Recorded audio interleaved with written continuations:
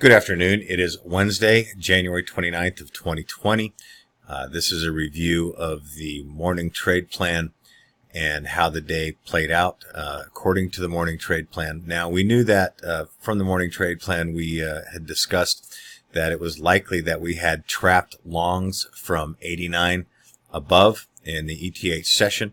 So we were very cautious of this scenario one initial support zone, and this coming down into this zone, we really wanted to see some type of reason to get long. In fact, we were, like I mentioned, we were very cautious of it. Now, what happened is we broke this zone and came down. Now, this area, according to the trade plan, this area was after we'd seen this and the conditions were met, this area turned out to be a area to short on a retrace anywhere up in this area, and look for either the scenario 1 range low or the scenario 3 initial support zone. So the scenario 1 range low zone, we had conditions that we were looking for to whether or not we were going to look to hold the short or take a long, exit the short and take the long in that area. And the conditions that we discussed in the morning, it was clear that this zone was going to break and come down into this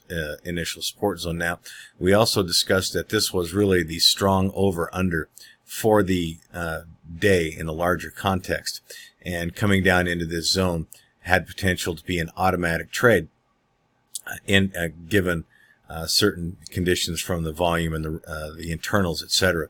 And those conditions to break this zone weren't even close to being in play.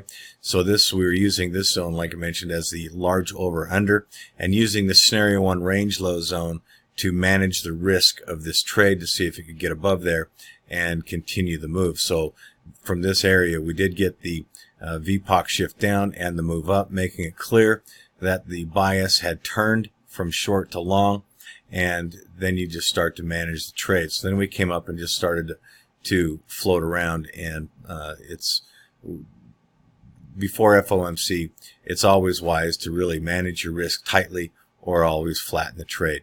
So the trade plan, the morning trade plan, ended up playing out pretty nicely. That's really how the day played out. Now, after FOMC, the FOMC can get a little silly. We did come down back below this zone, breaking the developing VPOC, and you can see there's a reason why this area came in with the wide range bar. Even if it wasn't FOMC, there was a valid reason for it that is explained in the members end of day video in greater detail.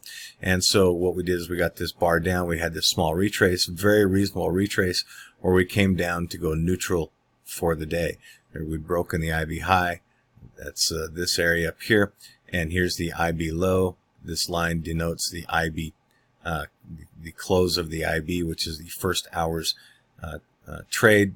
IB stands for initial balance. So we did go neutral, and we closed relatively weak for the day. So that does it. I encourage you to visit the website and take a look at what we've got. And if you have any questions, please feel free to message me. Thank you very much. Bye-bye.